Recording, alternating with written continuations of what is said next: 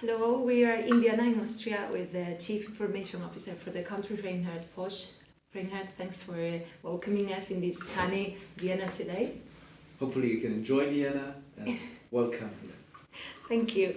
Well, Austria is a country that has done a lot in e-government so far, but actually in 2003, the Austrian federal government launched an e-government initiative to coordinate all e-government activities by setting up two cross-departmental coordination bodies. So what have been the results achieved so far in this sense? Well, as you know, Austria is a federal state, which means we have responsibility at various levels. And one of the main tasks we have to have in view is how do we manage in a timely way coordination across these responsibility levels. And therefore we created basically two structures. One structure which coordinates within the ministries or across the ministries, and one which coordinates along federal, regional, local levels, even including institutions and agencies that are a little outside of the central administration, like social security, etc., etc. Why are we doing that? We are doing that because we need to have a consistent strategy, as we have to be quick in all these decisions. We need to have a consistent strategy, and the way we reached that was a efficient self-commitment. When we sit together on these bodies every 6 weeks, approximately, we define cornerstones and even very specific elements which go into e-government. And if we decide there, everyone says, we will do it that way, because we cannot tell, one of our lender, you have to. And this is doing the motivation. Also, we packaged a little later, not in 2003, but a few years later, we packaged into this an innovation element, which is the e-government innovation center, where we prototype, experiment, and feed this knowledge into these bodies.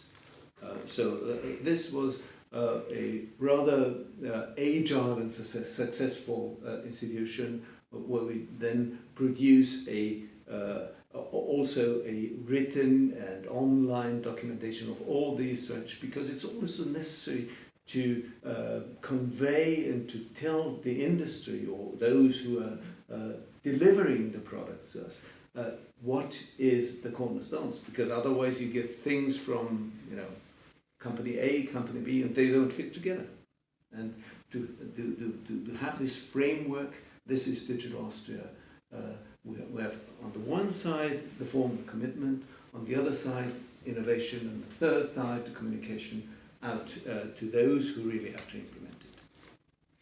Okay, sounds quite a busy agenda for Austria, no? Well, I also have this document in my hands. It's the e-government fact sheet for Austria in 2018. And in this document, you can have a look at each of the states of e-government in Austria. And if we go inside the document, we see that at the national level, Austria initiated a digital roadmap in 2016. Amongst the major goals of this initiative, we could mention neutrality, transparency, openness. After 2 years, the question is, considering how intense is the agenda of Austrians, which are the results? How well we could say that we are performing in this rank? I think at this point I have to make one remark. This is the document out of 2016, and we had the strategy paper 2017, and then we had a new government. And with the new government, we had an improved system and statement, an intensified statement towards digital. Mm-hmm. We have a Ministry for Digitalization, which we didn't have before. And this also means that we intensify what is written in these statements and are reissuing the whole thing, which means we have extensive monitoring, we have a digitization roadmap, which not only includes the central government and the government itself, but should also reach out to the private sector in a much more efficient way, because the synergies between the private sector and the public sector are extremely important. We have and it's not the specificum of Austria, we have 1.7 essential contacts per year between a citizen and government, which, if you're a citizen, it's sort of a don't care. It's only once, twice a year. But as a total, it's necessary that we make this synergetic effect together with the private sector, so it comes automatically. That is both on EID and all these infrastructural elements which we offer also to the private sector.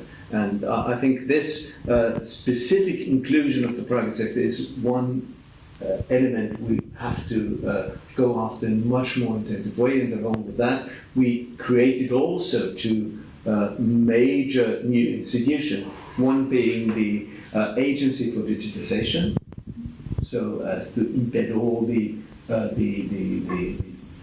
players in this field.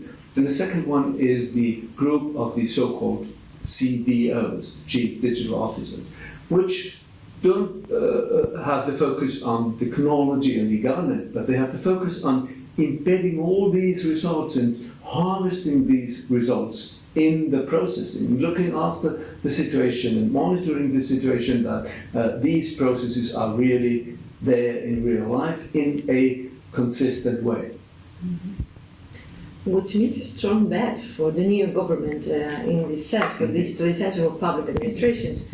Which reminds me that actually the Tallinn Declaration said precisely that we should digitalize public administrations with transparency, openness by default, interoperability by default. And in that last word is where the EIF lands. So how is the implementation of the European interoperability framework being in Austria? What are the challenges you're facing? How are you doing? How Austria is doing in this sense?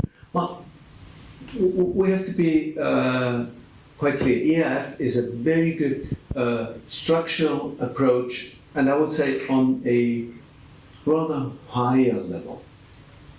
And what we need to align these with the specific strategies of the member states, which means that we have on the next level, and this is still a task we need to look after in a much more intensive way than we did before. We need practical standards. Let me give you one example. We are following, and we will do that during these days of our presidency in a very transparent way, we're following a mobile-first strategy. Like if you go in the metro, what have you, 70% of the people are using mobiles. They are not using PCs, they are not using laptops, etc., etc. And that is changing a lot. The world. And now imagine you have a Belgian citizen living in Austria and doing business in Germany. Which app would serve this? We need really open and consistent standards. And there we have to take measure from initiatives like cloud. You go into cloud, you sign up and off you go. And that's the way how a government should work. But there's still quite some work there, and why I mentioned EIF. EIF is the upper layer framework, if you so wish. But then we need standards, open standards from where we can not only get cross administrative levels, which we manage, as I mentioned, through the coordination internally, but we need to have that cross member state, and that goes very, very far from authenticity of data, quality of services, etc., etc. So we still have a lot of things to do. Yeah, that's for sure. But the question now is, How much support you're receiving from the European Commission in this sense? Whenever you have a challenge, you need to go through a problem. How is this support being through the National Interoperability Framework Observatory? How much are we helping you at identifying what are the needs and how we could, at the policy level, solve them and help you in that sense? Well, I think this is a very interactive approach. We really, and we have done that with many initiatives, also like the EIDAS initiative. We try to get into the discussion at a very early stage, so that we get this, as I mentioned, interoperable structure on board to all our services.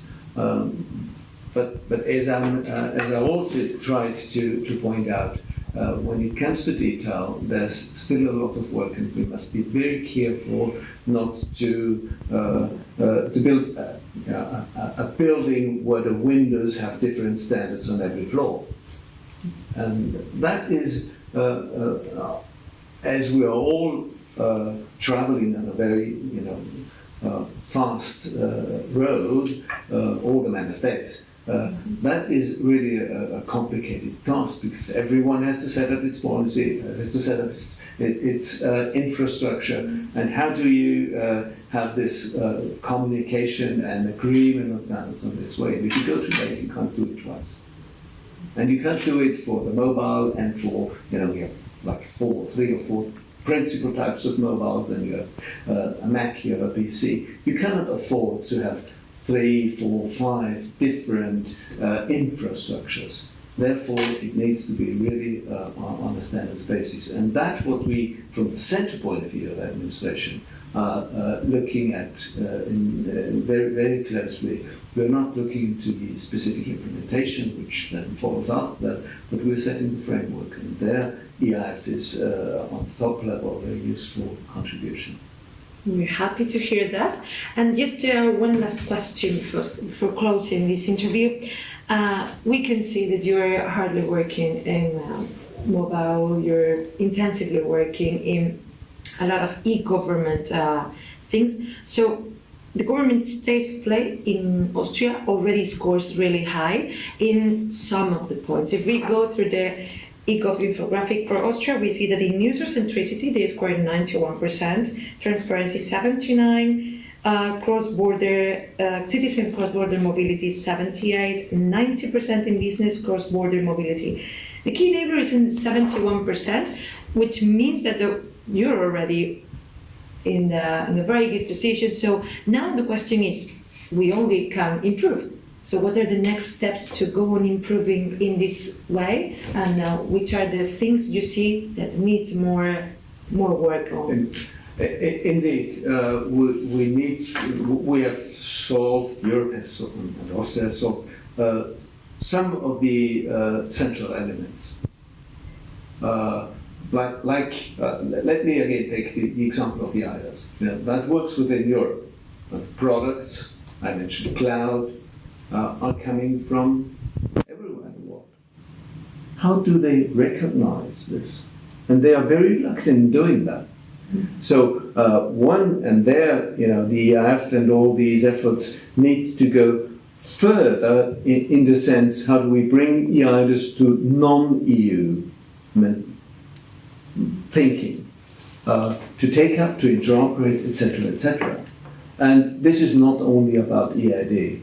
It's also and increasingly about other elements, like those people only start to recognize, which is the QUACS, the Qualified Website Authentication, which can be a huge interoperability contribution when you have a government in Malta talking to a service in Austria, UK, etc., etc., to tell this is authentic.